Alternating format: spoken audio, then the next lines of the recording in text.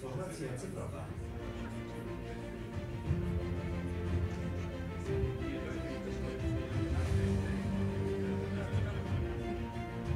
Technologia cyfrowa zmienia nasze życie. Jest podstawą do konkurowania europejskich firm na globalnym rynku. W ramach polityki spójności naszym celem jest sprawić, by pozytywne zmiany wynikające z transformacji cyfrowej dotarły do wszystkich Europejczyków.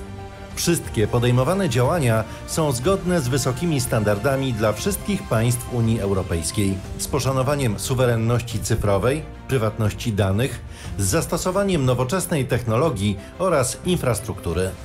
Dzięki cyfryzacji wyrównamy szanse wszystkich obywateli oraz zapewnimy wygodniejsze życie, oferując dostęp do usług publicznych w każdym miejscu i czasie. Zapewnimy bezpieczeństwo, tworząc efektywnie działające systemy reagowania na incydenty w sieci. Jakie dalsze wyzwania i kierunki ewolucji czekają politykę spójności w tym obszarze?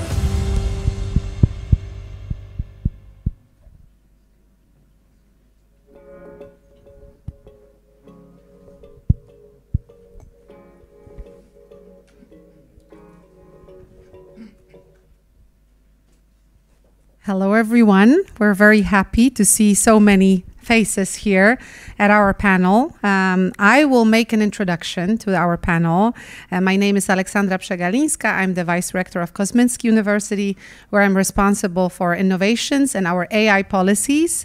Well, I'm expert and a researcher of artificial intelligence. For many years now, I've been working in the field prior to the big boom on AI that I'm sure we're going to discuss today as well. What I have prepared at the very beginning is a bit of an explanation, maybe a background for our panel that will tackle cohesion policy, competitiveness of Europe in the context of artificial intelligence. Maybe we can. Yeah, I think so. We will just get rid of the noise and we will take it away. Okay, very well. So let us start. I will first speak for a while, then I'll introduce the panelists, and then we'll have a conversation. After our conversation, feel free to ask whatever questions you may have. We're going to have an open debate. And also, in the meantime, we will use a couple of different tools that will hopefully activate you as well. We will have questions to you during the panel. So that is to come. Listen, the main question of our today's meeting is a question about the digital transformation, a topic that has been discussed. Also in the morning, even during the first speeches, we have heard a bit about artificial intelligence in the context of innovation, Europe's competitiveness as well. And we're going to try and link that with cohesion policy and ask a question of whether that is a sort of enhancement, right? Is cohesion policy a bridge towards greater competitiveness of Europe? And I think, what is quite relevant is to share a bit of a background, as I said prior. Recently, we have been all, I think, studying quite carefully the so-called Draghi report, which was a report on Europe's competitiveness. And it was certainly, I think, a very important diagnosis of what's happening in Europe currently. But it also asked many questions and posed many challenges, I think, ahead because, well, diagnosis was certainly not extremely positive. It was a type of diagnosis that said, okay, there are at least a couple of orange and maybe red flags ahead of us that we have to try and overcome indeed in order to increase Europe's competitiveness and also its place in the landscape of innovations globally. So that, I think, is quite an important thing. We've been hearing also about that in the morning. Now, a big part of the digital transition, digital transformation, and through that also future of competitiveness is obviously artificial intelligence. So the field that I, myself, but also other co-panelists have been studying. And I think if we take a look at what's happening in AI today, we might have more of a complex picture of what's really happening globally and where Europe's place in that context is. So what we are certainly seeing is a very rapid acceleration, right? Artificial intelligence is not a new technology. Actually, some of the papers on encoders, which are algorithms that are serving also as a foundation for ChatGPT and other similar technologies, they have been conceptualized almost 100 years ago. That is actually really true. And then obviously we do know that artificial intelligence is a field that has been founded in the post-war era, in the Cold War era, and since then it's been developing, not always at the same pace. We've had periods of the so-called AI winters where we had freeze and it felt like maybe the technology is over-promising and under-delivering. But on the other hand, there are also periods of prosperity prior to the big boom on AI, because I would say that since 2010, what we can certainly see with the rise of specific algorithms, deep learning algorithms, is a great interest of business and organizations in artificial intelligence, increased interest. We have seen the rise of social media that are also obviously supported by AI algorithms, even weather forecast is, right? So AI has been with us for quite a while already. However, these past 2 years have been quite exceptional. I think we will all agree that AI has become this tool that is definitely much more accessible to mainstream audience. I'm not sure if I want to say that it's a democratized tool. I think part of it is true, but I'm not sure if it's a fully democratized technology. It's, I think, a good question. But certainly it's recognized as a very big force, and we can see it. And we've been seeing for the past 2 years also very rapid developments in the field, particularly related to one subfield of AI, because there are plenty. It's a big umbrella term. But one subfield stand out, and that is obviously generative artificial intelligence. And within that field, for the past 2 years, we've seen, as I said, plenty of different new solutions that were open to wider audiences, also due to the fact that AI is no longer putting up technical barriers, right? So anybody who can actually write or prompt can use this technology quite effectively. There are obviously degrees of this effectiveness, but nonetheless, the openness right now is something quite unprecedented. And so we have large language models, plenty of them, and multi-models, right? Some of them can express themselves not only in text, but you can talk to them. They can create a visualization of data or an image for you. We have diffusion models that are specifically related to creating images, and quite frankly, I think it's an interesting example because many people do not know that the first diffusion models are coming from Europe, like Stable Diffusion. We tend to forget that we also have a spot secured here on this map of innovation, because most of us, when we think about generative AI, I guess immediately thinks about ChatGPT, Claude, very often American technologies, increasingly also Chinese models like DeepSeek, but we tend to forget that we also have a big contribution. I'm hoping this is also something we will discuss during our panel. We have video models, we have models that are obviously capable of producing even short music productions for us, compositions, right, or sing for us. Some of them have become a target of intellectual property right, by the way, an unresolved issue in artificial intelligence, still unresolved. And now what we are seeing is obviously the next phase. So we do have generative models. We have found some application for them, although I would say we have not consumed this technology fully quite yet. I have been recently in Davos, and what really struck me was that there were a couple of companies, consultancy companies, that were claiming that they can give you an ROI on AI. So something that companies often are seeking, right? Where is that ROI? I don't think we fully know. I think the hype is there, and we are speeding up with next generation models. However, have we fully consumed generative artificial intelligence? Have we implemented that technology? And it's, I think, a global issue. I would dare to say we have not quite yet, but we have plenty being built either way.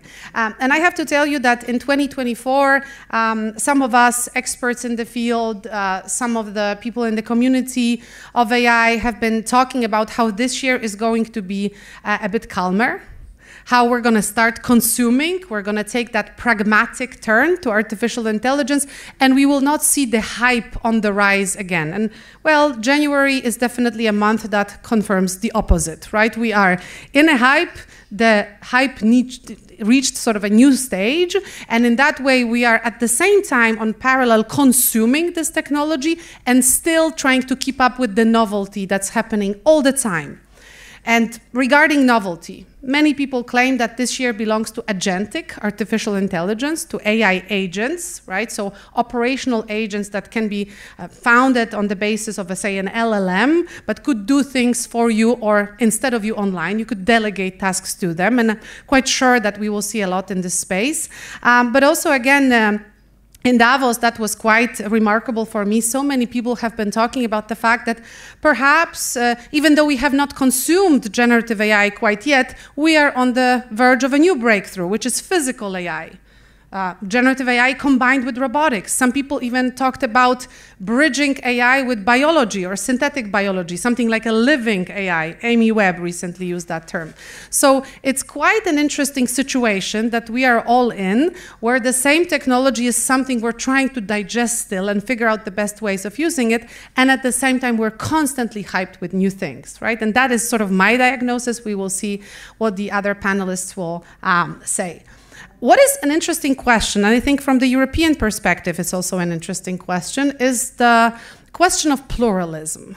I was quite shocked recently because together with Campus AI, a company where I'm also scientifically advising, we have done a report, a survey, with 2,000 people altogether who are heavy users of artificial intelligence, generative AI in particular, and each group, consisting of 500 people, was supposed to respond to the question of, which AI is it that they're using. And they were coming from the US, from Poland, from the UK, and from Spain. And we were hoping for some answers. Turned out the dominance of ChatGPT is really very big, despite the fact that we have so many other models that have been built over the course of the past 2 years. The majority of the population outside the AI bubble still recognizes mainly one model. Maybe that will change. Maybe after this week it will change even more, because this week has been quite spectacular. But nonetheless, I think this question of do we have pluralism, do we have other players also who are recognized in the field, is quite a good question, because, well, despite the fact that we have plenty to offer, not much of it is really consumed. And maybe that is a niche for Europe. Maybe that's something actually quite promising. Maybe that's a diagnosis from which we could start to build anew. What we're also seeing is obviously the battle of giants, right? That's another thing. We are hearing more and more of words that 10 years ago or 20 years ago were considered science fiction. Artificial general intelligence was a hypothetical term referring to nothing really specific. There were some descriptions, obviously, definitions of what that could possibly mean, but currently this word is used all the time, particularly by technology pioneers who are either saying that they're already there or almost there, or they're saying, well, general artificial intelligence is nothing. We are building super intelligence instead.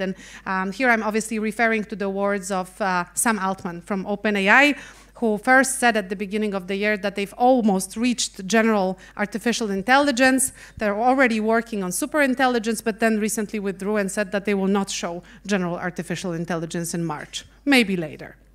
Nonetheless, I think, the fact that we are juggling these big terms without understanding or understanding vaguely what they mean is a thing on its own, but it shows you what's at stake. And the stakes, I think, are very, very high, right? And I think there is another, parallel debate to that. One is aspirational. The other one, what is it that we're really using? I've just mentioned to you that the dominance in terms of public imagination is certainly taken over by ChatGPT. But what we are seeing, and that's another debate that is particularly interesting in AI, is which types of models are we going to incubate? Are we going to focus on proprietary models and their whole ecosystems, including agentic ecosystems, like ChatGPT, like Anthropic? That would be the American way, although not only, because obviously in the US also you have a couple of open source models. In Europe, we have been developing open source models as well. The French initiative Mistral, for instance, is a good example, but we can name more, right? Even in Poland, we have Bielik, which is a smaller model, but it's an open source model that is an effort to kind of, bring an LLM to a language that is less frequently spoken, like Polish, right? And train on Polish data. So that is, I think, a very interesting question. And obviously, there's a new kid on the block called DeepSeek that I mentioned already.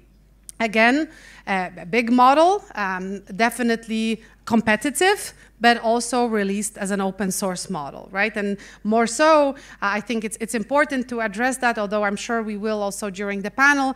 It's also the model that has challenged those aspirational discourses of, for instance, OpenAI, where we have been hearing in order to build something like superintelligence, we need huge infrastructure. And then, well, obviously the communication coming from the Chinese side, no, you don't. No, actually you need much less than you thought you would. And hence, you know, all the panic on the stock exchange concerning, for instance, NVIDIA is something we've been witnessing for the past couple of days. So yeah, I think we have this pending question. I think it's a question that is also interesting for Europe now, right? We've been hearing that there's a funding that is really, really needed in order to develop even further. The discourse from China is no, maybe that's not the case. And I think it's a very interesting moment for Europe to kind of formulate its own opinion on that and then try to pursue its own agenda. That would be certainly very, very interesting. The Speaker of the Parliament, Mr. Szymon Hołownia, said today in the morning that Europe is number 2 in the world. I am wondering if it's number 2, right? In terms of artificial intelligence, we can certainly see that we have a battle of giants, the US and China, but maybe this turbulence that we are seeing is a form of opening that we could try and use for a more pragmatic discussion around artificial intelligence. And one more remark, you know, because I came back with this remark and it stayed with me for a long time. So I've spent in Davos like 4 days last week. I was roaming around the open forum and, you know, those houses that are set up here. The majority of houses were not occupied by European presence, I would say. So you would see many American companies advertising themselves as AI first, AI native. You would see definitely presence of Middle East. You would see presence of many Asian countries as well. But Europe, well, Europe hosted the AI House, right? And I think there were many substantial debates out there, including one on the lack of competitiveness of Europe, actually.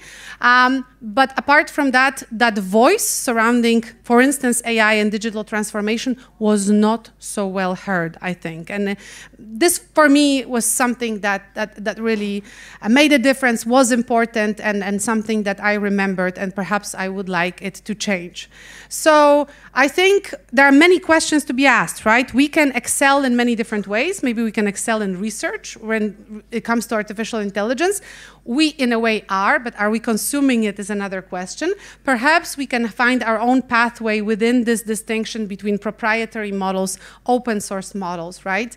Perhaps there are many other ways in which we can think about our digital transition in the future as fast, resilient, and very, very effective.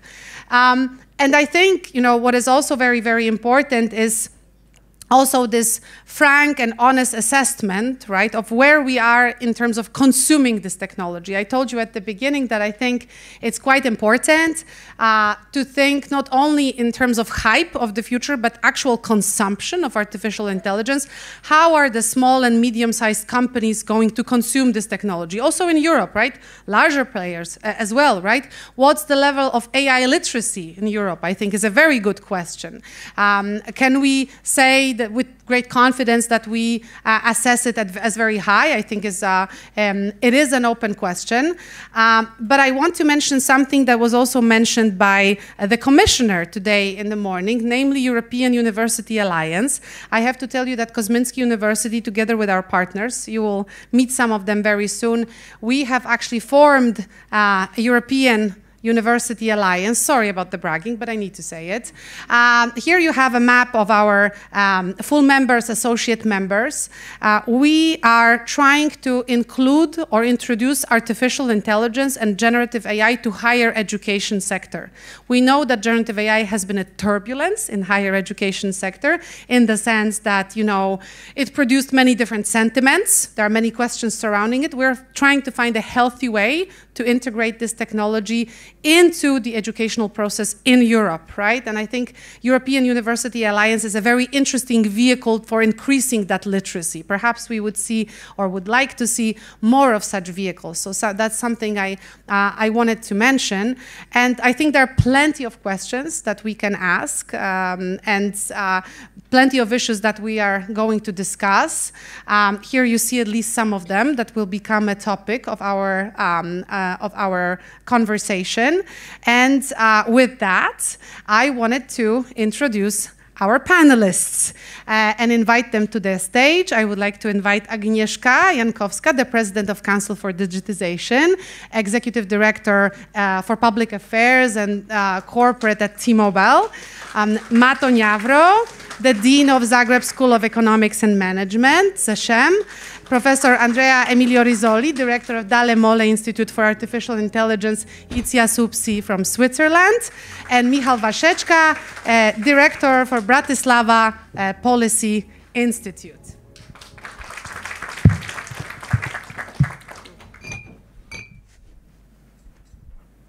Okay, does this work? Yes. Okay, so before we start, maybe it will be a good starting point. We actually, as the panelists, have a question to you. And it's a question about your sentiment. And the question is something you will see in a second. We have to launch our Mentimeter. And here it is. All of you can vote when you type in this code on Mentimeter. And you will see the question in a second. The question is actually about your position on Europe as the leader of digital transformation. Do you perceive yourselves, Europe, as the leader, current leader of digital transformation? Because obviously our opinions can vary. And I would invite our panelists also to take a look at the screen because the responses are coming in constantly. Thank you for the participation. This is how it looks like. We have more responses in. We have 2 responses for a yes. And then we have 55 for a no. 56 and counting. Okay.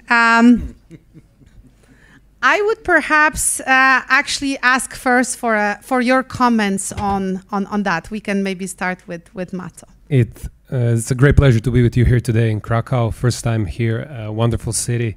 And briefly, just to comment on this, it is completely in line with a graph that I saw a couple of days ago that was comparing the performance of US S&P over the last, I think, year and a half and the European index. And obviously S&P is doing better than Europe. However, if you remove NVIDIA from US index, Europe outperforms, European equity market outperforms. So NVIDIA alone accounts for this overperformance of US. So very much in line with what you think. If you take NVIDIA as a proxy for this new industrial revolution around AI, correct, Europe is a lagger. However, remove NVIDIA and we'll see, I mean, whether this AI thing is real or is it a bubble, but you remove NVIDIA, Europe has a role to play. European markets are doing better than the American without NVIDIA. So that's a brief comment from my side. So you're very hopeful. Michał wants to comment. We're going to do it very spontaneously. Within an ice-breaking moment, I would say. We know each other with Professor Przegalińska for some time. And I remember years ago, she was basically saying that Europe is losing ground. And that time, years ago, I had no clue what she's talking about. And, it reminds me of the situation with Hurricane Katrina. I was in the United States when Katrina came. And, to make a long story short, suddenly there was this geologist from the University of Louisiana standing over a dam which crashed. Water was pouring into the city. And a journalist asked, "So, Professor, whoever, what's your feeling when you see what's happening here?" And he said, "I have a feeling of satisfaction." Satisfaction? Yes, I was telling this for 30 years, that if hurricane will come, everything will break and there will be an apocalyptic flood. So now they have it, they can enjoy it, And so you probably don't have a feeling of satisfaction, but I know that she was mentioning it for years, and there were plenty others. And obviously, we were not properly listening in the European Union in general. Agnieszka, back to you. Yes, I'm at least happy that there are two believers in hope. We heard in the morning. Hope is needed. And I think that we have all ingredients to be and to have this competitiveness over other players, but we need to find our way. And the Draghi report that you mentioned, Alexandra, at the beginning gives some idea what's going on, some kind of a diagnosis, and submits kind of questions that we need to reply. But now we need to think how to smartly and quite fast, not thinking another 10 years, but really fast reply to these questions, because we have everything that is needed to be competitive. Andrea, you are very much involved in AI research. Obviously, Switzerland is, a leading, I would say, powerhouse of artificial intelligence and fundamental research on AI in Europe. So I'm wondering, what's your take on this sentiment that we just saw here, and whether your assessment is going in a similar direction? Well, I'm not really an expert about digitalization per se, but I think that if we take what Mato said before, we have some reason to be more optimistic. I would like to make you pay some attention to the fact that digitalization for the citizens, maybe in Europe, is much more advanced than anywhere else in the world. If you see the impact that digitalization is having on the bureaucratic processes, on the interaction between the citizen and the government, there is a level of interaction and deployment of digital solution for the citizens that we don't have anywhere else. So in that respect, you would say that it's actually a promising picture to some extent. I mean, as in any picture, you can find light and shadow. Okay, that's a diplomatic response. Mato, you have spent a lot of your time in Asia.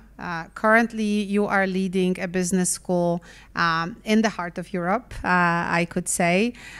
You've also spent a proportion of your time in the United States. What do you make of this current situation, the battle of giants, Asia, China more specifically, right? Really, in a way, contesting the American strategy or pathway forward that we've been hearing also during the inauguration of the new president. So I'm kind of curious, what are your thoughts on that, and perhaps a bit on Europe's place in this whole mess? Absolutely. And I will answer your question from a perspective of somebody who lived half of my life abroad and then returned back to Croatia just before the pandemic, end of 2019. One of the best books I've read in the last probably 5-6 years, I would highly recommend it, is called Three-Body Problem. It's a book by a Chinese author. There's a famous movie as well on Netflix. Yes, but actually it's a Netflix production. It's it's very expensive. It's pretty okay done, but its book is much better. And Three-Body Problem, as those of you who remember high school physics and math, is this unsolved physics mathematical problem. And currently, I think it's a good analogy for where we are in the world, where we have these, well, at least three big poles: US, China, and let's say Europe. It's impossible in physics to calculate the three celestial bodies going around each other. And this is, I think, where we are. Nobody really knows how it's going to play out. But from a perspective of, and I like how your Speaker of the Parliament today, and I fully agree with him, said, we all in Europe have several identities. I'm a Croatian, My parents are actually from Croatian part of Bosnia and Herzegovina, which is a different country neighboring. And I'm also very much a European and a huge fan of Europe, like most of Croatians are. If you remember, Croatia was the last country to have joined the party, the EU party, 2013 alone.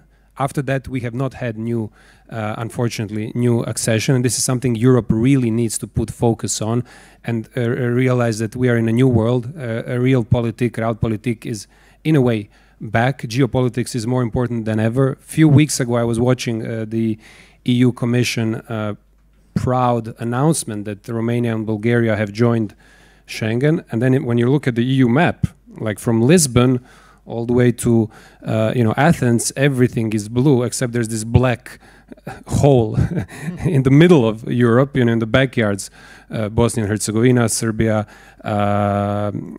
Montenegro, Kosovo, Northern Macedonia. So, which brings me to my next point, and it's connected to this topic, the cohesion funds.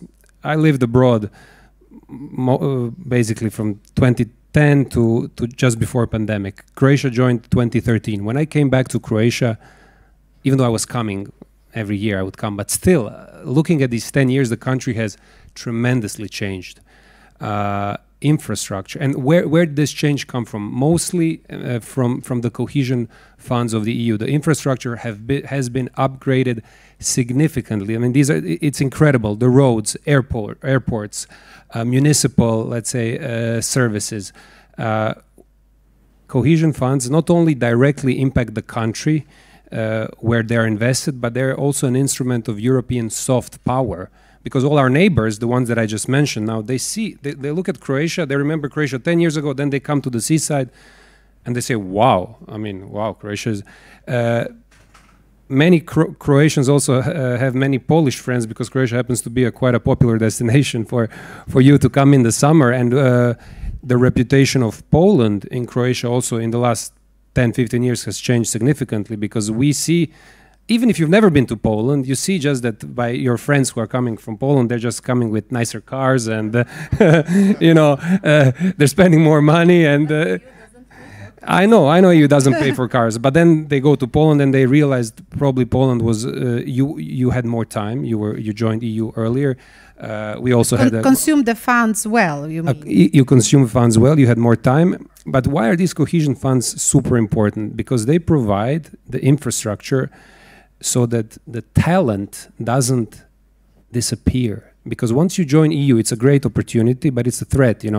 All your smart people who speak languages, who all of a sudden they can go and work anywhere in Europe. And let me make just a quick example of a story how the cohesion funds, for instance, in the case of Croatia, we're a small country. We like to think we punch above our weight, especially when it comes to sports. But also in business, currently there are 2 or 3 unicorns in Croatia, privately owned companies valued in excess of $1 billion. One of them started, it's a digital unicorn, so they do communication as a service. They built a $1 billion business out of a technology that was considered archaic, which is the SMS. You thought it's dead, but it's not. Everybody uses SMS now for double authentication on your Ubers, on your banking. It's actually a Croatian company that is started from a small Istrian village, Istra being like a Tuscany of Croatia, known only for olive oil and wines before this company, Infobip, started. Could this company start if there was no massive investments from Cohesion Fund to create the infrastructure so that young people can say, hey, I studied in Croatia at a decent university. I don't need to go abroad. I don't need to go to Switzerland, to Germany. Let me stay here. So it's a company that grew tremendously fast, headquartered in a small Istrian village, and they're doing extremely well. Now, what is the challenge that they faced eventually? And this is maybe connected to, let's say, the financial and policy frameworks that we have to think about. At one point, when they grew really fast and when they wanted to expand, they started looking, and I'm a professor of finance, so I need to use this angle. They started looking for risk money, so venture capital money. And at that point, they realized, and they were already big at that time, and then they realized they started looking in Europe, and they could not find a proper investor. And a big private equity fund from New York decided, oh, why not? So they invested a major amount and helped them. So from this short story, I think, you know, I'm very hopeful as a Croatian. I've seen my own country change tremendously as a result of the Cohesion Fund. Because of the investments from the Cohesion Fund, many young people today say, I don't need to leave Croatia. Why? I can be globally relevant and active from my country. Now we're even trying to make a push to, those companies are trying to make push to bring high-skilled foreign workers to work for them in Croatia. So I'm because of that I'm somewhat, you know, optimistic despite all the challenges that we have mentioned and we've heard today. Yeah, we'll talk probably about the funding and also sort of, you know, Europe's position in terms of this big race related to AI, probably not only, maybe to cybersecurity as well, in a second. But I wanted to actually ask Agnieszka, because Mato started talking about companies, you know, thriving companies, companies that thrive off you know, digitization in general, and specifically towards AI. What, you know, because I'm sure you're observing this scene.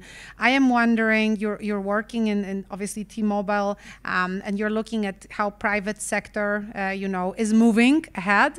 What's your view on the implementation of artificial intelligence, or in other words, how much of this huge transition, next level transition that we are observing is already consumed, maybe both by the private sector and the public to some extent, because you kind of have an overview of both. Yes, thank you. But before I answer your question, I just wanted to tell to you that you know, it's not so bad if these talents are moving around Europe. The worst is when they are leaving Europe and setting up businesses or develop businesses outside Europe. This is even, let's say, more challenging and more waste of our investments, because, as I said at the beginning, we have all possibilities, talent, capital, but we need to be more courageous to invest this capital and to take a risk. But coming back to your question, I think that we really do not use it so much as we think. We speak about generative AI, and using generative AI, we think that everybody is using this. And as you said, also the companies, advisory companies, they claim that they can show another companies how to use, how to prepare the strategy of using AI and how to make a business on using artificial intelligence. The fact is that we are still at the beginning of this way, and especially in Europe, in Poland, we have such an environment that small and medium enterprises that are actually the base of European Union, not only it's visible in Poland, but in the whole European Union, they are still not so much transformed in terms of digitization. So we are still lacking such environment where on a massive scale we can really offer advanced technologies based on connectivity, for example. This is also same with competences and skills. So European Union and EU funds, cohesion funds, are great tool to leverage those who are, let's say, worst off, or they have not such a access to technology or to education. But on the other hand, we are still have a lot to catch up and to make people more believe and more use digital technologies. So from the perspective of our company that is working in Poland, but also in other European countries, another challenge, except of this digital environment, skills, is also regulatory framework. Because if we speak about AI Act, we have a general regulation at the EU level, but then the implementation in different member states is different. So the challenge of the Europe and European Union is that when we cannot compare ourselves to United States or to Asia, because in Europe, even though we have some general frameworks at EU level, then they are implemented in a very different, or maybe not very, but it's not the same way in every country, which means that such company like mine, but any others, we have resources, we have capital to invest in regulatory people dealing with regulatory topics, with lawyers. But how about small and medium companies? How they can scale and go international? Speaking about Europe, when they really need a lot of effort, when they need to put a lot of effort into own resources, own analysis, how to develop business in different countries. And another thing that we see in terms of usage of AI is that in Europe, every country is promoting itself. So there is no such a cooperation, that we are not a one team, and everybody is,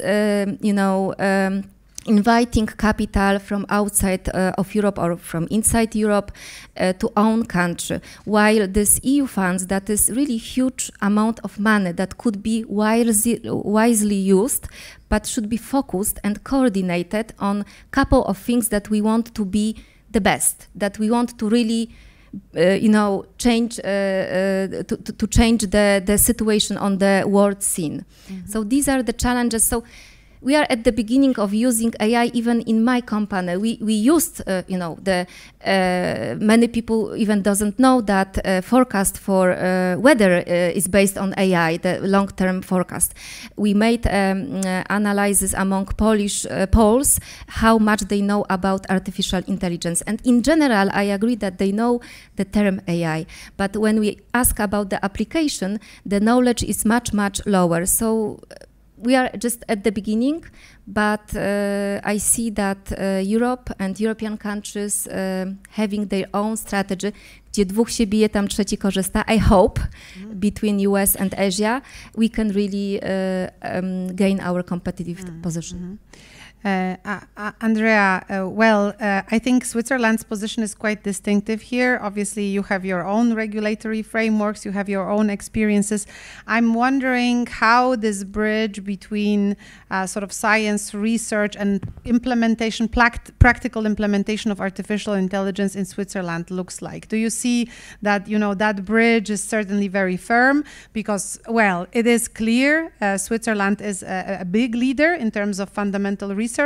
That has been confirmed several times. But what about like more massive scale adoption of artificial intelligence in your country specifically? Massive adoption of AI in Switzerland. Well, there are a few things actually that I would like to tell you, also connecting to what Mato was saying. But coming to the massive application of AI in Switzerland, I must say that things are not that simple as you might expect, because Switzerland is a federal state, and each canton has its own specific regulation. In this sense, it's quite similar to Europe, because this prevents... Little Europe.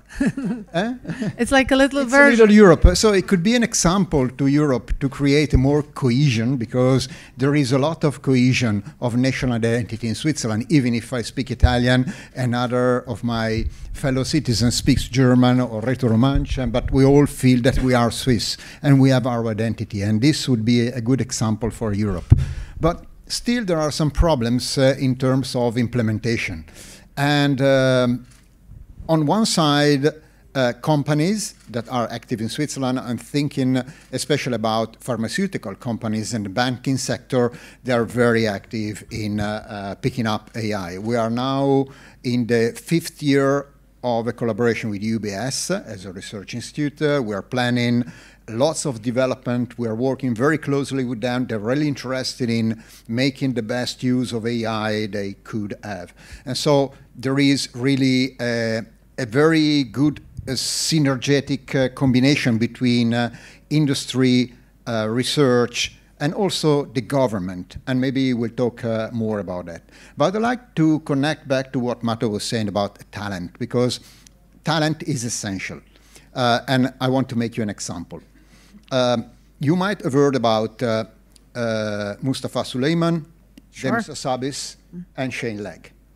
Well, one of these 3 guys actually did his PhD in Lugano, at ITZIA, Shane Legg. And he is probably the only person in the world that knows what AGI is, because he was studying with Markus Sutter, who was a German research scientist that was working at ITZIA, that came because we had Jürgen Schmidhuber, which is one of the fathers of AI.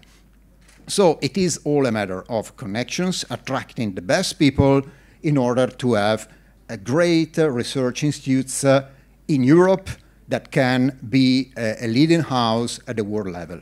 Then this nice story also has a not so nice ending, at least for Switzerland, because Shane Legg decided to found a company that is called DeepMind. And he was looking around, and with Mustafa and Demis, they decided to settle in London, not in Lugano, because in London they had the venture capital. Well, at the time, London was still a part of the European Union. Now it's no longer. But then they were bought by Google, and now we all know what Google DeepMind is doing, and Demis also got the Nobel Prize for Chemistry, which is, in my opinion, well, much more deserved than the Nobel Prize for Physics to Geoffrey Hinton, but that's another story. So this is all to say that we need a combination of ingredients: talent, the scientific infrastructure, and also venture capital that could be also the cohesion funds or funds from the government. It needs not only to be private, it could be a combination of a public-private partnership to promote the successful development of AI and the deployment of AI at a large scale in Europe. Coming to the three-body problem, I totally agree with you. It's very difficult to know what will be the trajectory. And I was discussing at the table before that we are in a race, but which race? I mean, to deliver what? You have to understand which race you're competing for. This is not the New York Marathon, where there is a start that is the same for everybody and an end that you have to reach. There are so multiple exits that can lead to success.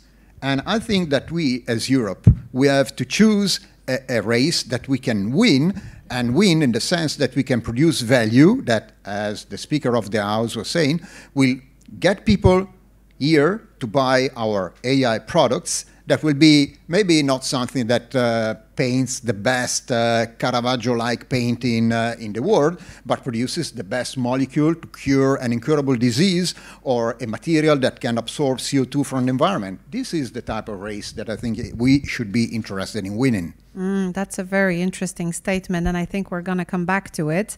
And also to funding, because that's actually a discussion that I would like to return to. But before we get there, Michal, you are coming here today from Bratislava, and I am very curious. What's your take on implementation in your country? Maybe broader picture, of Central Europe, and any observations you may have regarding the state of implementation. Because I think the questions that Andrea asked about which race are we taking part in is a very good one. I'm sure that one of these races is a race about finding the best use cases, probably. And so I'm quite curious, what's the state of affairs that you observe? Okay, I will get there, but before that, let me mention that I understand my presence here as a sociologist, as the presence of a person who will complicate the picture, of course, because that's what sociologists. Absolutely. That's what sociologists. This is why we brought you here. Absolutely. Mm-hmm. And I hear it from many people. Sociologists are coming. Okay, until now it was relatively clear, and suddenly it's becoming fuzzy, and there are no solutions.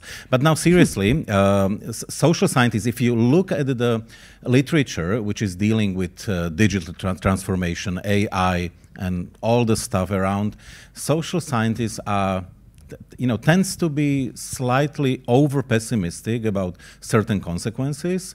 IT people, of course, this is probably problematic description, tend to be over optimistic, and we should probably, from both sides, try to meet somewhere in the middle, because when we speak about our European Union position concerning digital transformation, it's obviously, and it was tackled already, our chance to stop certain negative tendencies within the European Union. I mean, we know that there is a brain drain issue, which was mentioned already. We know that certain parts of, especially Eastern part of the European Union is being depopulated. Remember, I mean, this happened to Roman Empire once, when western part started to be depopulated and eastern was flourishing, and Europe was not able to recover from it for centuries, basically. You know, so of course this is not only about that certain very particular countries are losing ground as a result of brain drain. This is a structural thing that the whole European Union might be, and Europe might be suffering because of those imbalances here, and what we are not paying attention to, I believe, as far as I'm following what people are writing these days, very often, especially those with technical education, is that we are paying still not enough attention to the fact that this is a paradigm change. This is a paradigm change which is coming very, very quickly. I mean, if you think about it, how hunters settled and they created first civilization, it happened through several generations. People had a chance to swallow it, to adjust into it. But now it's happening so quickly that this is a change that, we were never even thinking that it might come so quickly. I admire people like Alexandra who are able to actually observe those changes, because they are coming basically from one day to another. It's getting harder and harder to keep up. Absolutely, the new. I mean, there is a new information that DeepSeek, had some leak, and this is information which is like few hours new, and you're wondering what is happening there, and you have to have a really deep knowledge to understand these things. So just to finalize, the AI is in fact changing society at a high rate, but our ability to evaluate it is actually very limited. We are talking about changes in the structure of society, stratification of society. Suddenly it's creating winners and losers with a pace that is unprecedented. I mean, in the past we never saw such a quick processes of this type. And as a sociologist, I have to say that we even see creation of new habitus, machine habitus, and that's to use this Pierre Bourdieu term, for me this is the core of a whole discussion, that suddenly we see that habitus of significant part of European population changed from the scratch. We are dealing with the new people, so to say, yeah, and that's something what we are not paying attention. So I think you're for instance referring to my students who do not read documents; they talk to documents. Use AI to query documents. That's their way of digesting information. Absolutely, and one example. And of course, just the fact that algorithms became social agents. Well, that's new. We as mankind, we never witnessed anything like that in the past. Social agents were always people, always. Not algorithms. It means something created, what in a way started to live its own life. And of course, we don't see what kind of consequences it might have. So return to the whole question here. The design of technology platforms is not neutral, and this is very important, because of course design affordances and algorithms can amplify toxic polarization, or, and this is happening by the way, or it can help to build social cohesion. And it's only on us, how we will, set up the whole principles of it. And I'm really proud in this sense that European Union is at least thinking about it, because as I see, well, Chinese, I don't want to be overcritical here, but they don't care much about that. And speaking about the United States, I don't see much efforts, and to say it very. I mean, I don't want to be nasty here. So we are at least thinking about it, that tech regulations are important, but digital spaces are resistant to regulations. I'm not saying let's not regulate, but digital polarization spills are undetermining policy solutions, and let's be aware of it. So, and returning to the question about Central Europe and what might happen. You know, I'm coming, and that will be very short. I'm coming from a country where you probably all observed, by the way, what happened in Romania with elections and how, in this sense, AI was influencing results of elections. I'm sorry that you didn't hear the story of Slovakia, because the same happened in Slovakia previously. Absolutely toxic Facebook and others influenced what Slovakia is going through, and it's very unpleasant. It's very nasty how the country is turning into the puppet state of Russia. You know, and we are very concerned about it. But somewhere at the beginning there was a problem that nobody wanted to tackle. And let me give you an example, and that will be the last point of this intervention. When Slovak government, previous one, realized that absolutely toxic Facebook is going to influence the results of elections, they intervened. Ministry of Foreign Affairs of Slovakia tried to contact Facebook. No response. I mean, literally no response. Then Prime Minister of Slovakia tried to contact Facebook. No response. Then, thanks God, 4 congressmen from United States arrived to Bratislava. Prime Minister was complaining. They promised to do something about it. And yeah, somehow, miraculously, Facebook did what Prime Minister of Slovakia was asking for. You know where I'm heading to. These tech giants, for them, just to answer Prime Minister of tiny, unimportant European Union country was simply unimportant, you know? They basically, probably they said, okay, what's the budget of the country? Okay, you know, this is funny, okay, you know, we are not going even to respond to these people. You know, so suddenly we see a new world where those who were not voted in are deciding about the future. Of course, now we are sitting in a much bigger country. I'm absolutely positive that the day Facebook would respond to Polish Prime Minister if he or she had a concern of this type, but it's just you know, the question of a scale. So institutionally, I believe we have a problem for the future.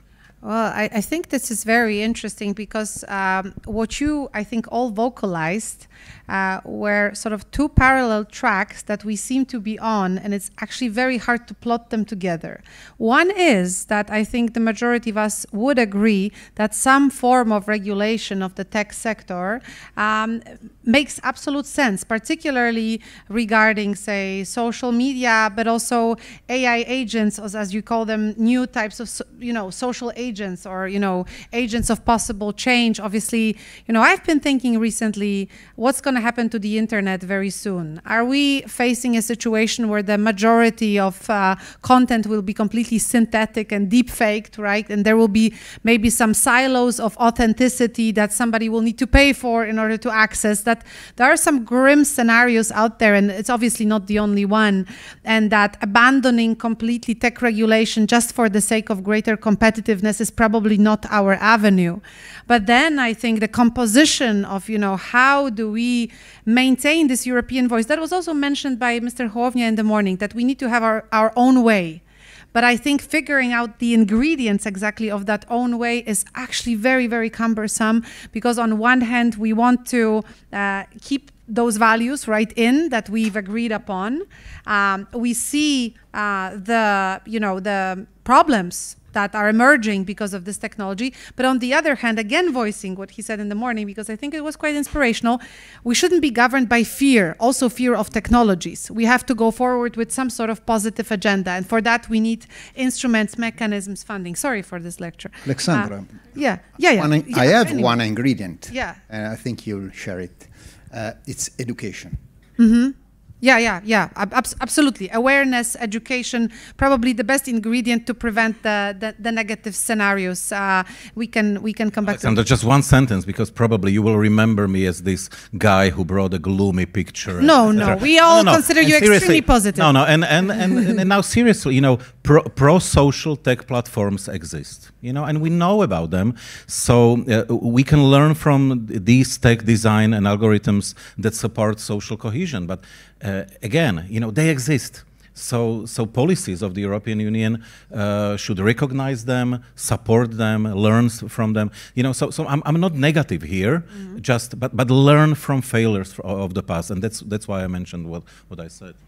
Yes, and may I add that Europe is really great place to live. If you travel around the world and you see how different economies are existing, how people are living, when you come back to Europe, to your home, then you really can say that those regulations, those frameworks, they are to keep our values, because we Europeans, I think everybody would agree with me that we have some values, and that's why we set up all those regulations to keep these values. And if there is more threats, more things that we are afraid of, maybe sometimes we think that we need to regulate and regulate and regulate more.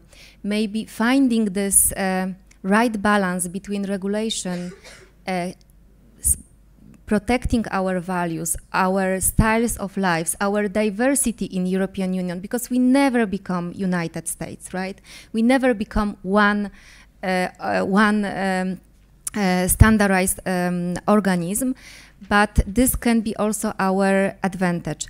And on the other hand, to put a lot of effort on education, but in a broader sense than only structural education or systemic academia education or school education, but really broadly invest in that area, because these are things that actually, when we look at the big companies that are right now, these big platforms, big techs or hyperscalers, however we will name them, when you look at the beginning, there are many people from Europe who were founders or who made the success of those companies, right? So we have those smart people. We need to keep them here in Europe, and we need to give them all possibilities to develop their ideas. Okay, and I think we kind of moved sort of to policy regarding the support of innovations, but also funding schemes.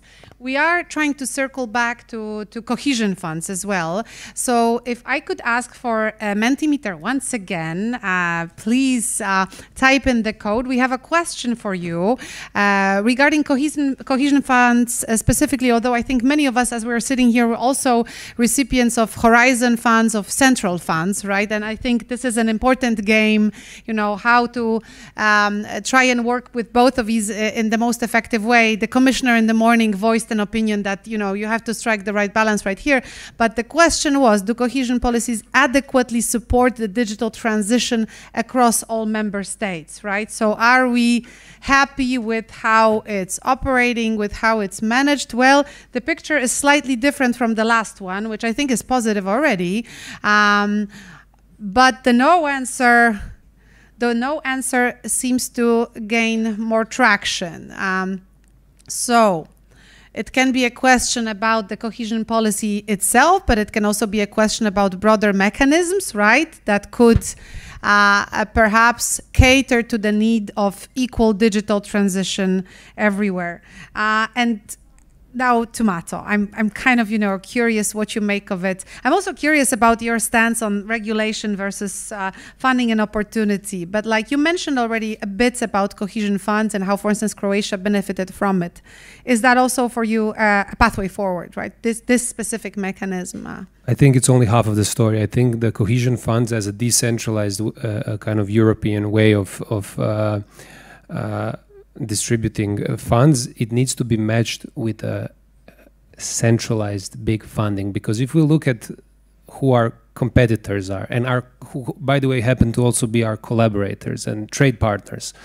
I've lived for almost 5 years in Singapore. I was lecturer at the Singapore Management University and teaching a course on China. So when you look at China, they see themselves, Zhongguo in Chinese means, China means central kingdom, central as in everything outside of it is periphery. They see themselves as a center of the world for the last 5,000 years. Extremely homogeneous society. You can never, even if your Chinese is perfect, you live 20 years in Shanghai, your wife is Chinese, your kids are, let's say, half Chinese, you will never be Chinese. So, and that country has a massive ability to mobilize resources at a centralized level and strategically plan for long term. I was recently in Shanghai. 60% of the license plates are green, meaning that 60% of the cars are fully electric. Never heard of half of these brands. Chinese billionaires who were buying Rolls Royces and BMWs and Mercedeses these days are slowly shifting towards buying Chinese brands. How did they do this whole, how did they leapfrog us in the electric vehicles? Obviously through great help of their centralized planning and central resources. On the other hand, we have the US, our partner, our collaborator, our competitor. US is an idea. It's a very young country. They're like a teenagers. They're an idea. You live there for some years. You tick the boxes and you pledge allegiance to the flag. And you become American. Huge centralized federal level budget for innovation, science, defense, just like China. So at the federal level, and then you have Europe, who has beautiful cohesion funds, but relatively thin on the central level. I mean, we, Alexandra, see it because we together are part of European Commission's flagship project for universities, for education. Which I mentioned prior, the European University Alliance and yes. also our associate partners. Yes. So this is the most important, a very competitive process that we had to go through in order to get there. And we're super happy, I'm not complaining. But if you look at the amount of funds that we got, I mean, it's great, I'm not complaining, but again, but if it's really the most important project, for the Commission in the education sector, I feel it should be much more.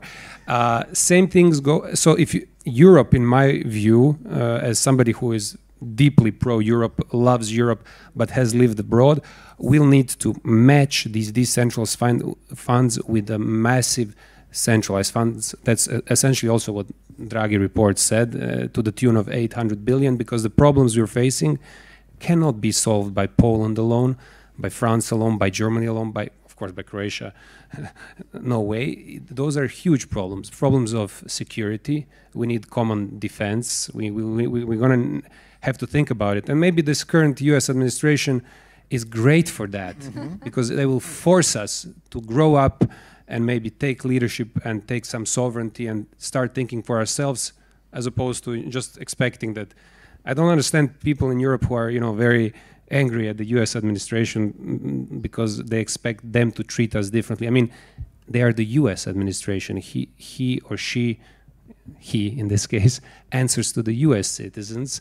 And I don't think, by the way, but this is a digression, that he will dismantle the web of alliances that ultimately serve the US well. So he will certainly force us, as he did in the first term, to start thinking more seriously about defense. So defense, energy, also we need to be more pragmatic about energy. I mean, your president of the parliament also said it, and I agree with him this morning. We need to be more pragmatic, more science-based, less maybe ideological about energy. How can we really be long-term competitive if our energy mix is not sustainable or extremely expensive? And Europe can be competitive. Europe has shown that we have great universities, we have companies that that other countries with all their billions cannot replicate. Whether it's AMSL in the Holland, Netherlands, which is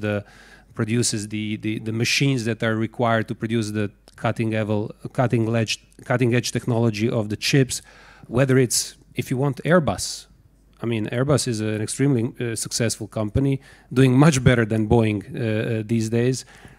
I'm joking with my American friends. If you're in the U.S. In the past year, and if you're flying, and if the plane lands successfully, it's not anymore uncommon to hear people clapping, as in, wow, we've landed safely. It's a joke, but Chinese have spent billions in their own program trying to design their own civil civil plane that would match Airbus failed. Very unsuccessful so far. So Europe can be competitive.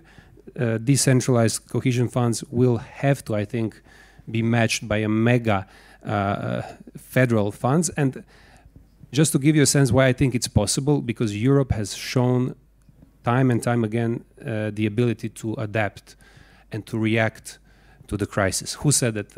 Winston Churchill, never let a good crisis go to waste. We started as a coal and steel union some time ago. Then my first job out of university was in Lehman Brothers in London. I was there when it all collapsed, 2008. And I remember very well, global financial crisis was followed by a sovereign debt crisis at the periphery of Europe, so Greece, Spain, Portugal. But Europe kind of learned from that, created European Stability Mechanism, Banking Union, created the guarantee for the European deposits, and today European financial system as a result is much stronger. Then COVID came. Before COVID, Eurobond was non-starter. It wouldn't go, it wouldn't work. The Germans would never allow for it. They were against it. And then the next gen EU 800 billion program was funded how? By a massive Eurobond, essentially, by a bond issued by the Commission, underwritten by. So I think we will need more of that going in the future, invested in important problems that we cannot solve alone. Mm-hmm. Okay, so some interesting diagnosis here, and I'm sure we can elaborate on that and talk a bit about what kinds of mechanisms would be most promising in AI and beyond. But Agnieszka, you apart from obviously working currently in the private sector in T-Mobile, you also have a background in cohesion funds, and I'm very actually curious about your perspective on it, right? Because I share some of Mato's views that, like, for large, big things, we probably need centralized mechanisms, but perhaps there is something that we don't see or skips our attention, and perhaps there is a way of conveying real, accelerated, rapid innovation through such decentralized funds like cohesion in the future, and there's something that we could think about in this context. What's your take? Well, I used to work for the managing authority in my first and last Ministry of Regional Development, and then I moved to private sector, and I must tell you that being on the other side, I found very, very difficult to apply for EU funds from cohesion policy, for structural funds, to such an extent that sometimes it was easier resign from applying for the funds than fulfilling all those necessary application. But it's not even about application and winning the project or financing for the project, but also the whole process of reporting, of collecting invoices and so on and so forth. So at the end, so the bureaucratic component. The bureaucratic component is very difficult, and I'm speaking from the position of a large company, large company that has resources for that.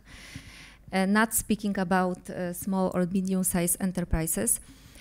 It was many years ago, because I was my last year in the ministry was 2010, so maybe there have been changes, but and my current company do not apply for the funds. That's really funny, because this is telecom company that develops connectivity exactly for digital transformation. But this is the problem: the bureaucracy, the long-term decision-making process. There are certain programs that are called fast tracks, and this is really good because companies may, in a more or less short time period, find out whether the project is financed or not. But still, it takes time, and there is also, I see the issue of planning where this public intervention should go. And for example, in terms of digital transformation, many funds were spent on infrastructure at the beginning, which was really good because we need infrastructure, not only digital, but also you were speaking about transportation and the other types of infrastructure. But now we need to find out the way how we want to and where we want to invest this money, and also to what you said, whether we want to invest it in a local on the local level, or we want to really choose 5, 10 big areas where we want to accumulate money that or funds that European Union has from our taxes, from all of us, and really make a big difference. So this is another angle. And I guess these are two things. So long-term decision-making process. Sometimes and maybe one more. Sometimes also when there is a funding, the funding makes a need. So there is a funding, and people are thinking, so how I can use these funds? And this is really not good approach, because when the funding is stopped, then the idea stops. And sometimes the idea is not growth enough to develop itself, to further continue to develop. And then comes venture capital from US, for example, or from, I don't know, maybe not from Asia, but mainly from United States. And such company looking for the further funding that was stopped from EU funds goes and develops in another country. So these are things that we need to think about, how to make it long-term, feasible, how to use money not in terms of grants, but we can inject them into economy, then take it back and again invest, so reinvest and reinvest, because this is also not unlimited source of funding, and how to choose the few domains, like for example robotics, cobotics. That could be also something that Europe could focus, but together. Now we have some hubs in Denmark. Something is happening in UK, although it's not in the European Union, but still in Europe. Maybe this is something that we could invest, some areas where we can really make a difference. Okay, well, these are distinctively different philosophies, I think, that you've just described here, right? One is more sort of fragmented and making sure to kind of put money everywhere and for an even spread, but then the other one is more like really focused.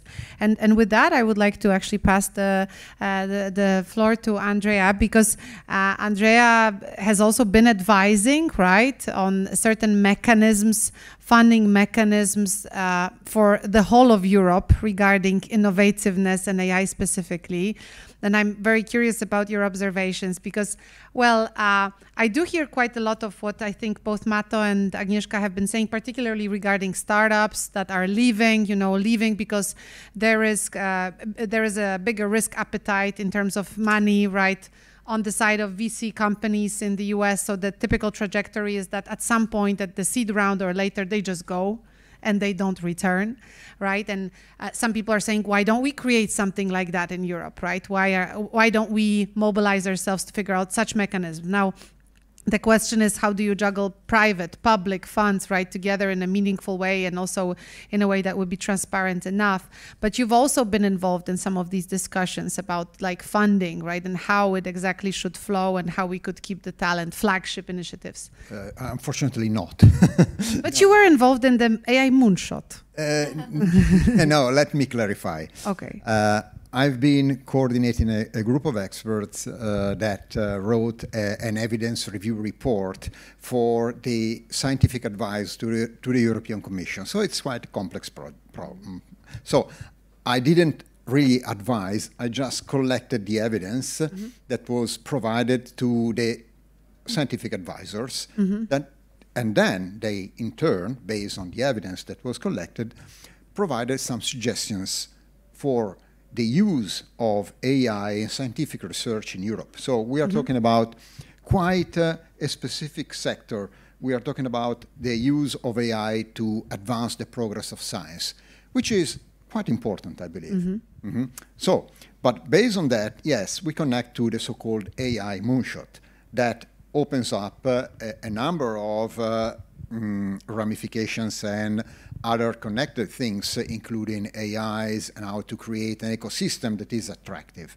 So basically, the recommendation that the scientific advisors made to the European Commission was to create a sort of a CERN for AI at the European level. And this was also advocated by a confederation of European laboratories for artificial intelligence in Europe, now called CAIRN.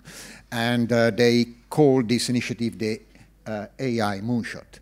So the idea was to create a sort of a big mission where with huge funds you could create this a community of research institutions, put them together either in a single location or distributed all over Europe to provide the necessary scientific infrastructure to kickstart what we'd like to see as the AI revolution in Europe. Mm-hmm. So, but on a scientific level, or also on? It was more focused on a scientific level. Mm-hmm. So the idea of having it as a CERN for AI, CERN is doing science, is not doing market products. Maybe some market products will come out of that. Well, the World Wide Web, for instance. Yeah, but, a good example. For example, but that's not the primary thing. What they think they're doing is totally weird. I don't understand them. They are using it, also machine learning, for actually improving the performance of some experiments, try to discover what dark matter is and these type of fundamental things. Maybe something really revolutionary will come out of that. And there is the possibility that AI can really create synergies with physics in order to create new things that will come out of Europe again. So there is really a good motivation to have this CERN for AI. And this was a talk that we had at the beginning of 2024. The report was delivered to the Commission in April, and there was a bit of talk about in various venues. But since then, I haven't heard anything more. So I've seen investments. That's a call to action, I guess. Yeah, it's a call to action, because I've seen investments at a European level in different programs. Clearly, there is money for AI researchers. If they want to write Horizon projects, there is funding for the infrastructure. But this Moonshot initiative, I think, is still missing. So part of the funds that Mato was mentioning should be used for that. Mm-hmm. Mm-hmm. I wanted us to check out our third and last question. And actually, I would ask Michał first to kind of comment on it, because the question, when you type in the code, you will see it, is really focused on AI as a positive, democratizing power, yes or no. If we can take a look at the question, I don't remember how exactly it sounds. Yeah, can AI technologies effectively reduce regional inequalities within the EU? Now, again, here, broad field of interpretation. We can talk about regions, but perhaps certain communities, societies. Is it a open democratizing power? Is it the type of power that is actually, you know, hindering equity or equality? So it looks like the sentiment is quite positive. For the first time, thank you to our audience for being so positive. By the way, I'm not sure if I mentioned, there are a couple of surveys about how artificial intelligence is not maybe understood by but perceived. And Poland apparently excels as a positive view on artificial intelligence. We are particularly positive about artificial intelligence. So maybe this is a bit of a biased audience here. You know, if the majority are Polish citizens, then you all seem to be quite positive. But like, well, what's your take, Michał? You've been voicing some concerns. Yeah, and you know, and I will continue. You know, I would probably be in a position to poison a bride during a wedding night. You know, but no. Of course, it can be positive, definitely. But there are some preconditions here. You know. You have to protect information ecosystems. You know, you have to, you know, incubate some pro-social tech to map and institutionalize cohesive tech movements, you know, and even something what we are not doing properly. I'm saying it as a researcher, to measure tech's impact on toxic polarization on one side and on social cohesion on the other. You know, I mean, we are not really doing. So when I'm as a sociologist warning that something bad might be happening, in fact, you know, I don't really have a data because we are not really measuring it. You know, so. And the truth is that, again, let me repeat, we are the only ones who are thinking about it. Chinese and Americans are not complicating the thing. And the truth is that maybe those of you who are enthusiasts of not only of AI but super intelligence would say, no, let's not complicate because the competition is tough, and let's be aware that we are not really number one here anymore. And Professor Przegalinska, you know, she has a bad news because, you know, before our discussion, she said, you know, even India is catching up. And I said, no, come on, you know, it cannot be that bad. And she said, oh yeah, you would be surprised, you know. So, I mean, let's be fair here. But to say something really positive, I mean, let's focus on the competition which is in stake now, because we all remember from the history that those who had the new technologies, they were winning. And this time, those who will win the whole race might be dominating this earth for a very long time. And this is actually the crucial thing. You know, Musk already announced that he wants to be on Mars as the first person and to die there. Okay, I mean, who cares? But certainly it's hard to come back. You know, but those who will be first there might set up rules of the game, and Europeans will come as third there, you know, and suddenly we'll realize it's populated already. So seriously, you know, when you would go back to history, Inca Empire was defeated by what, like 40 or 45 Spanish guys with rifles, you know, and you can continue. Those who had the nuclear bombs suddenly were winning the race, and the same will be here. You know, those who will be the first and who will set up rules of the game will be dominating probably for a very, very long time. So I simply understand this as a wake up call. I mean, we are. I mean, India really was too much. Alexandra, you know, I must say, you know, why? Then I understood. No, because then I understood we have a real problem. You know, I don't agree. I mean, the technology actually. Why is India catching up? Because the technology, after all, is not that complex. It's an engineering problem. And as being an engineering problem, as long as you put enough resources and engineers and machines, then you get the same results. And this is what actually DeepSeek shows, that you can get to the performance of GPT-4 or 4, whatever, by working with the right engineers. What is, to me, the real problem is the data that we use to train these systems, because this is where you enter the biases, you enter the world vision that you want. The Chinese have their own Chinese model that are sharing. They are not releasing the data that they use to train it. In Switzerland, we are working on the Swiss AI initiative to create an AI that will be open source, and also the data will be open. It will be aligned with the Swiss values. And I hope that there will be many other AIs that will be trained on European values. The Swiss values are European values, just to be clear on that. And there will be just some slight alignments to be done for Poland, for Slovakia, and for all the other European countries. But this is the solution that we have to provide, to open not only the source code, but also the data.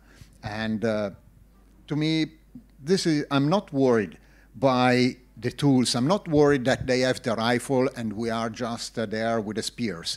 I'm worried that these tools are abused, like you can abuse the rifle. You can use the rifle to defend yourself. You can use the rifle to kill a person. Absolutely. And this is what we have to be aware of. But I think you started a very interesting discussion, which leads me to probably one of my last questions, if not the last one. We'll see how long the round will be. But I'm just wondering if and how we have to be more aggressive, right? So if there are areas where we need to exclude ourselves from extremely transparent and also bureaucratic process in order to speed up. And the reason why I'm asking this question is also because I read today that Sam Altman of OpenAI is now saying, how did it happen? And he's very worried and regretful that DeepSeek is fed on ChatGPT, sort of is a derivative of ChatGPT and now delivered. And how did it happen that, you know, his AI lost his job to another AI, sort of, you know, that's the situation. The first victim of ChatGPT is ChatGPT itself, because it was, you know, there is another competitor just that, you know, that ate it.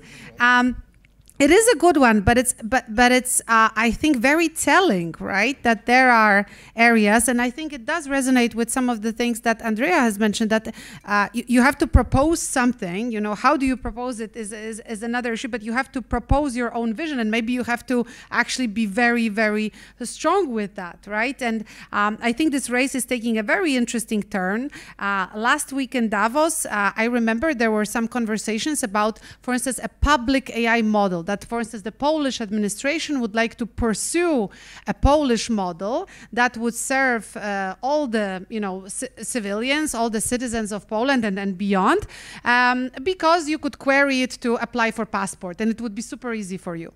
And then there was a part of a debate where they said, yeah, and technically it should be open source because it's public and it should serve the public. But if it's open source, then some other, even malicious player is going to take it over and use it for their own sake. Right? Apparently with ChatGPT, even if you are very protective, right, and if you are worried about, you know, sort of competitors, you can still get eaten. But what I'm saying, it's getting more and more tough. This is a condensed, very dense race. And I'm wondering, you know, whether Europe could in any way figure out mechanisms to be a real tough and aggressive competitor in such a race, you know, that is getting more and more intense. I don't know, like, does anybody want to comment on that, Andrea? Well, I could start on, again, chemistry, biology, and medical data. I mean, these data will never be released for a number of reasons. And if you have the right data to train the right models, this will be a unique IPR, and that is something that you have to protect. One thing that we have to notice is that many of these large language models can be, in a certain sense, reverse engineered and made spit out the data, some techniques. And this is because nobody really knows very well how they work and how we can operate on them. So this is a bit of a dilemma. If you release full access to this type of tools for these specific applications, this could be dangerous. This could be dangerous. Yeah. But like regarding that, I understand. Obviously, it's a very clear statement, possibly a competitive edge, but also requiring extra carefulness. But regarding this question of, you know, being more aggressive, sort of in this race that seems to be accelerating, right, all the time. Also to Mata, maybe to Agnieszka, your statements on that, right? I mean, is it the part where we sort of lift some of the rules that we've applied to other types of mechanisms, to the way we've organized ourselves, because we're saying, oh, this race is really tough. It's just taken a very interesting turn. Perhaps now we can step in. Well, I believe that we need to more execute, because at the European Union, European institutions, we are very good at discussions and looking for some compromises. We should just go start executing now instead of talking. Well, yes. Well, you know, certain acts are being like DSA, DMA, they were, comparing to others, very fastly introduced, accepted.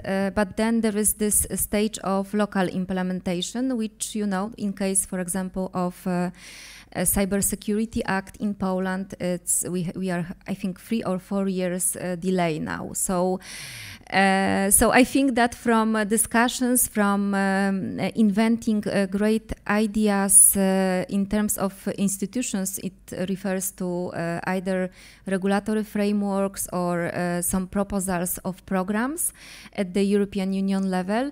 We are very good, but then the execution, we don't have this power of execution or this fighting spirit where we really want to be the first one, or we really want to make certain things happen. So you're saying that we're slow? Yes, I'm saying that we are slow, that we are discussing to find the best balance and compromise, because we have all countries are equal. So we listen to each other, and everybody has, that's from my first sentence I said today, that we are not one team. So, and there is not one role model. Now, these days, everybody wants to be a role model. Everybody wants to have own Plum or Bielik or whatever.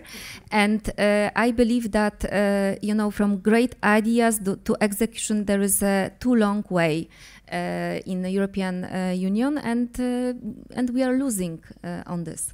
Mata, what do you say to the concept of European AI developed at a fast pace and aggressive, also maybe feeding itself on competitors? Europe has its own way of doing innovation. It's incremental. It is sometimes slow. It's collaborative. Also, my colleagues have mentioned Europe is by far the best place in the world to live, and there's a problem with that, because we have these nice legacy systems across industries, whether it's car industry, whether it's banking. European banking works pretty much okay. We still use these credit cards. You go to China, you go to Asia, you take out credit card, they don't know what to do with it. So they are all on WeChat Pay or Alipay. Why? Because 10 years ago, their banks were not interested at all to do any retail banking. They were just, their banks are all government owned, and they just send money to state-owned enterprises. And all of a sudden comes this company, Alibaba, and says, hey, we see there's millions of people who actually can't, execute a payment. And then they offer a great non-legacy solution, so completely new solution that is not based on a banking system, and it just catches like a wildfire.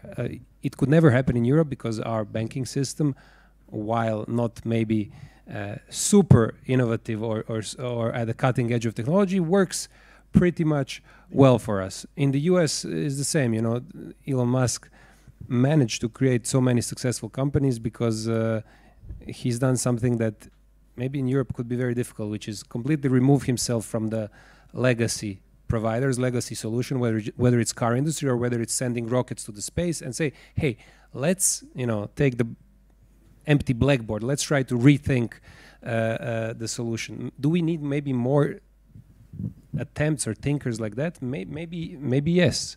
But again, I think European universities, European technical universities are great. What we certainly need to do more and learn how to do it better is sales and marketing. That is where the Americans are much better than us. And there's a lot of sales and marketing in this current AI wave. NVIDIA trades at I don't know how many multiples of future earnings. It's all a nice story, and whether this really materializes, I don't know. We will see. But do we need a better salesman? And yes, but that we have an important role there. You at Kosminski, me at Zagreb School of Economics and Management, we need to train our people to do better sales, and you need to, from a technical university, make them a better engineer, and then we're going to be okay. And we also need a scale. A couple of times it was said today that the scale is very important.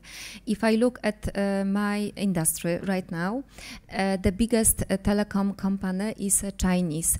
Why? Because they have 300 million customers in China. This is impossible to have one company that has so many, in telecom industry, so many, because even in United States, the biggest telecom company is actually coming from Europe. And we have these capabilities, we have this knowledge. We just need to better execute. I think what you raised is a very interesting question, because what I am seeing also talking, for instance, to European startups is something we touched upon very briefly in this panel, which is actually, is there really a single market, right? If you're a Polish startup, are you truly a European startup that operates in Europe where you reach that scale? Not necessarily. You have harmonization, right? It gets tougher.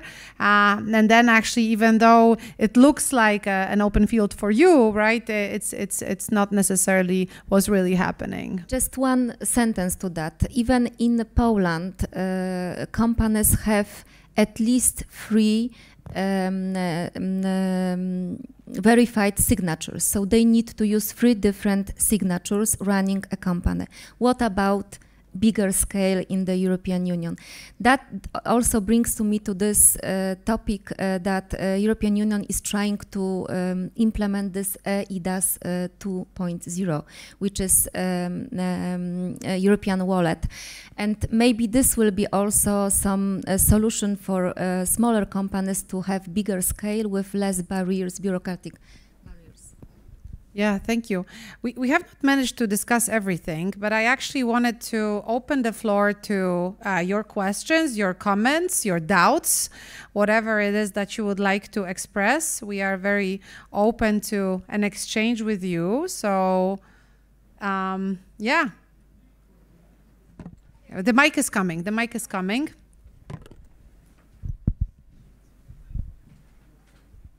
Hello, thank you very much for the panel. It was very interesting. So when this week, this whole discussion regarding the Chinese model appeared in the media, also arrived some questions or thoughts about European Union place, of course, as we discussed it today. And one of the voices said that, okay, European Union now is putting many resources in order to implement the EU Act. Also, it will differ based on the member state. But actually, European Union instead should create their own generative AI system. But when I start to read more about it, I start wondering whether is it ethical from the perspective of European Union to create such a model, because EU has this, big picture of normative power. We are right now pushing for green transitions and so on. But also from the United States, we can hear that big companies like Microsoft are buying nuclear plants in order to keep their servers alive. So what do you think about it? Is it in line with European values to create such a model? So I understand that you're juxtaposing the green transition and the greedy, energy-greedy artificial intelligence. And a shared effort probably would make it even greedier. Although, what are your comments to that? Andrea? Well, definitely these models are not efficient and they require lots of energy. And they are developed also in Europe. So this is forgiven. I mean, I do not see this as the main point. I definitely think that we need to provide energy supply and cooling supply to these systems that is sustainable. Nuclear power or not? Well, maybe there is a better use to nuclear power than to artificially generate images of pink cats with unicorns. So this is maybe the ethical problem that we are facing. And reconnecting to what was told this morning by the Speaker of the House, the fact that we need to provide cheap and sustainable and carbon neutral energy for Europe in order to be able to compete. So let's see, that is a variable in the equation. And yeah, about that, I don't think that we are going to stop working on generative AI models for sustainability reasons. And I'm worried about that, actually, because I think that everything that we're saying about the AI revolution, whatever, makes little sense if we think about the catastrophe that is looming on our head. So that's what really worries me. And another gloomy thing, just to join you in being gloomy, is the fact that we cannot mitigate climate change. We can only adapt. So a good use of AI systems will be to devise smart adaptation to climate change. And this is something that we might sell to our friends in the US and in China. Mato, I see you're bracing yourself. Yeah, maybe one point to your question. Microsoft will probably do that, and I saw also that news, and AWS, Amazon is doing the same. And probably under current US administration, they will be much more pro-nuclear. China is already very much pro-nuclear.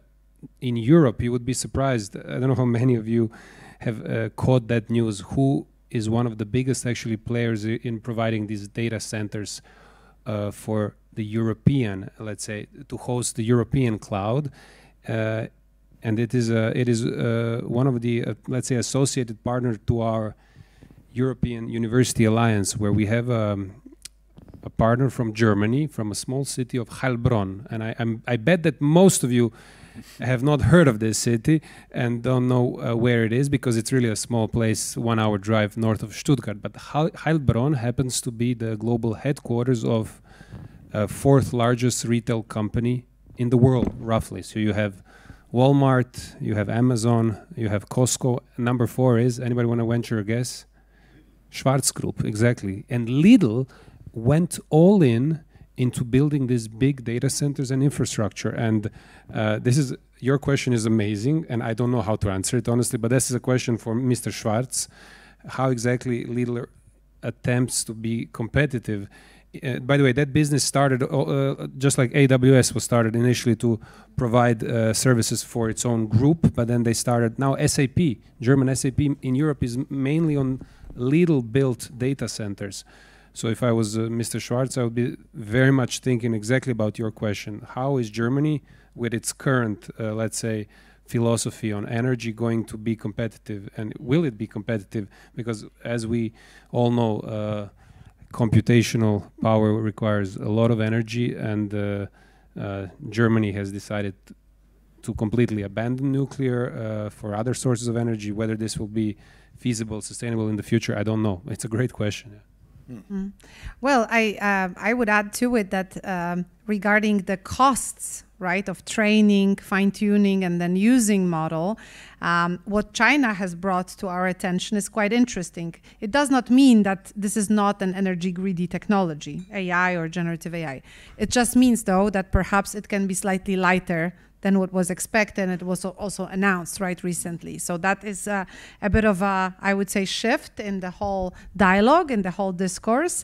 But I think a part of your question was also very interesting, because it was a question about one European model, if I'm not mistaken, instead of many, which is an interesting initiative on its own. I have heard that apparently there is this effort to harvest all the smaller language models into one. I'm not sure if you follow that track of conversation, Andrea, but apparently there was one. But I am also, if there's anybody here who knows about it and what happens to this initiative, we would gladly probably know a bit more, because one model by Europe is certainly a different thing from what we are seeing these days.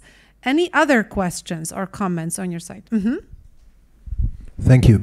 I fully understand why AI is the dominant topic of the discussion, although the name of the panel is digitalization, and digitalization obviously is much more than just AI. And I would like to point out to something which I personally perceive as an important issue to solve. And in my opinion, digitalization is about unimpeded flow of digital data. And we have many sectors of industry when this is happening, and like automotive industry, when they are very well embedded systems, and if you want to join this sector, you have to simply comply, and there are other which are not. And one of them is energy, and with the green energy and with many distributed energy sources, we have an issue of practically real-time management of data, of real data. And here there are many obstacles stemming from, well, different data formats, different standards, and also from, as we probably sadly realize, most of our small-scale energy sources, photovoltaics and wind sources, come and are not manufactured in Europe, and they are vendor-locked. The data is flowing straight into the cloud of the manufacturer, and you can operate on that, you can collect data through the cloud. And one of the, I would think, and Europe is great in regulatory issues, would be to regulate it that everybody selling such devices to European market has to provide open interface standards to communicate, so that I have a choice of course, if I want, I may use the cloud of the manufacturer, but I also may have a choice of installing, especially in the local energy communities, my own software, my own sources. And that's one aspect. Another aspect is already mentioned here today, and this is also very important. We have dominant percentage of the companies on the market are small and medium enterprises, and obviously large corporates, they can handle data, and now I'm not talking only about energy, I'm talking generally about data on their own. However, for those SMEs, they have to have some external sources of data. So we are talking about data spaces for many industries, but we are talking. And of course there are some pilots, there are already some projects also EU funded, but I think we should speed up on that, because that's actually an enabler for the small and medium enterprises to enter the digital world. Today, one of the questions or the topics raised was why SMEs are lagging behind. And obviously, one very, very important factor is the education, is the know-how. But another one is to find easily available, easy to use source of data which is useful for them. Not pink hats with unicorns, which is nice after hours, but data which enables them to function in the commercial world. Thank you. Well, I remember that I've encountered a very interesting concept of the so-called data trust, which I think at some point was experimented with by the Canadian government, right, where they would enable, well, time-bound, so only available for a certain period of time and under certain circumstances, common data pools, right? For instance, of a couple of different industry players that could exchange data, smaller players, maybe public data could be added to that pool, and then everybody would benefit from it. And actually, this is another, I think, extremely valuable concept that somehow got lost in the way. It's not directly, responding to your question, but there's something about it. Do our panelists, would you like to comment on that? You raise I fully agree with what you said, and especially about the supply chain of, let's say, our energy sources. I mean, Europe, as we all know, completely depends on oil and gas that comes outside of Europe. In terms of renewable energy, it's fully captured by China from the bottom of the supply chain all the way to the top. And in that context, as the world is changing, I think we should be open for some radical ideas. We should offer Canada a spot to join the European Union. It can be the first country. But they've received another offer as well. Yeah, I know. That's exactly what I'm saying. It should be the first country after Croatia to join the European Union, together with Serbia and the whole Balkans. That's the first thing. And then we should also definitely set up a large military base on Greenland, just to make sure that we have presence there, European base, because it's full of these rare earth metals that will be key in the future. If I may add, because you are right, we focused on artificial intelligence as a newest technology making huge changes in our realities, but also another angle from the perspective of small and medium-sized enterprises is cybersecurity. And which we have not touched upon that much, but it's very relevant. Yes, exactly. But we could really, I guess, discuss here hours on different angles of digital transformation. But coming back to the cybersecurity, one thing is access to data that SMEs need for developing their businesses.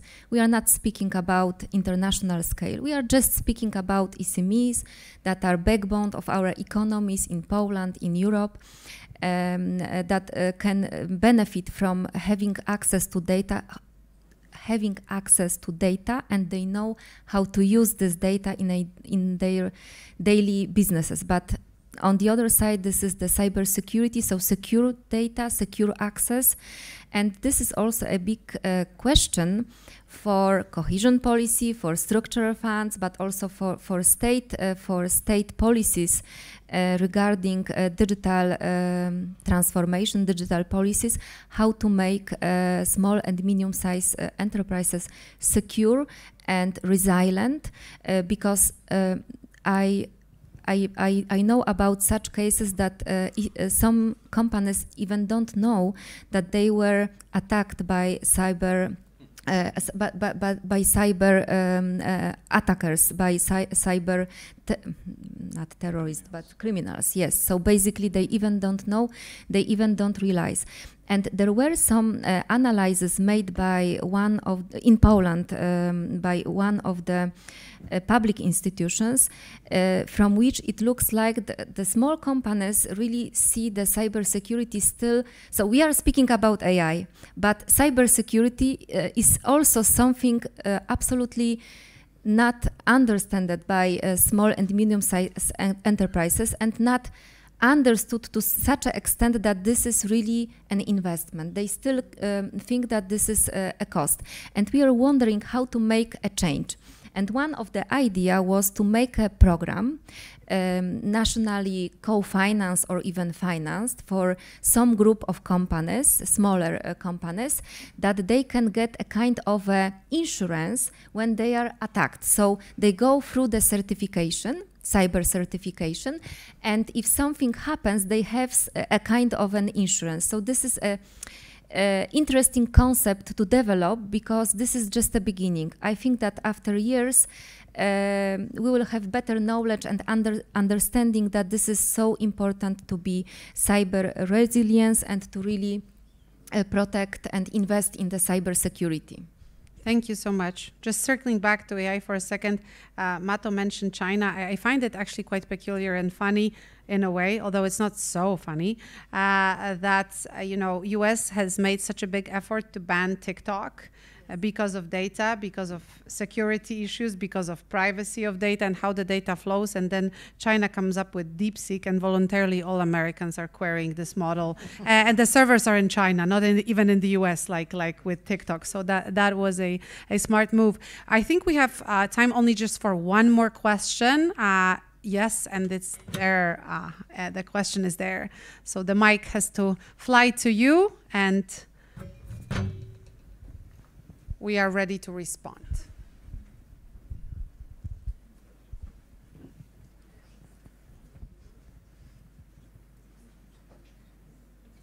Doesn't work? Another one is coming to the rescue. Hi. Can you hear me? Yes, you can. Hi. First and foremost, thank you so much. It was extremely interesting, very insightful to see your opinions, especially from this side of the audience. I come from a member state. I'm a member state delegate. I actually come from the smallest member state, which is Malta, which is very isolated as well as a country. And when it comes to cohesion funding, we always advocate for quite a bit of flexibility, because we don't face the same issues that maybe mainland Europe faces. But when it comes to digitalization, it's very important, obviously, for all of us to work together. And what I felt throughout the whole panel was that all of these points were extremely important, but there seems to be maybe a question mark on where do we get the funds to be competitive in this area. And I think that maybe the key here is actually the word cohesion. The word cohesion means to work together. And rather than seeing the funding mechanisms that we have in Europe as isolated funds. We should be looking at long-term strategies which take all the different funding tools that we have at hand and creates more of a long-term strategy, particularly when it comes to AI. So, for example, I wrote 4 things, and after the last speaker, I actually wrote 5, where we can think about tapping in to money, essentially, for this kind of growth. We have Erasmus, which can teach tech. We have Horizon that can create tech. We have Cohesion that can use tech. And then you have ESF, which can ensure that tech benefits are accessible to all. And after the last speaker, especially on the cybersecurity aspect of things, I thought of another fund, which is our security funds as well. So if we really and truly come up with a long-term strategy, we could be able to get all this, I hate to use the word fragmentation, but slight parts of this fragmentation and bring it together in a long-term strategy. Thank you. Thank you. Thank you. Very insightful. Any comments on your side, Agnieszka? It's a perfect conclusion. Yes. Yes, exactly. That's what I wanted to say, that at the end, everything leads us to cooperation, to be one team and to fight for our beliefs, our values, and to do our job, but really do it, not only talk about it. Thank you so much. I think it was a productive discussion and certainly very promising conclusion. Thank you to our audience. Thank you to Agnieszka Jankowska, to Andrea Rizzoli, Mato Niavro, and Michał Waszeczka. And the next part is unofficial. And thank you also to our moderator. Yes. Thank you. Absolutely. Not only moderator, but presenter. This is our discussion.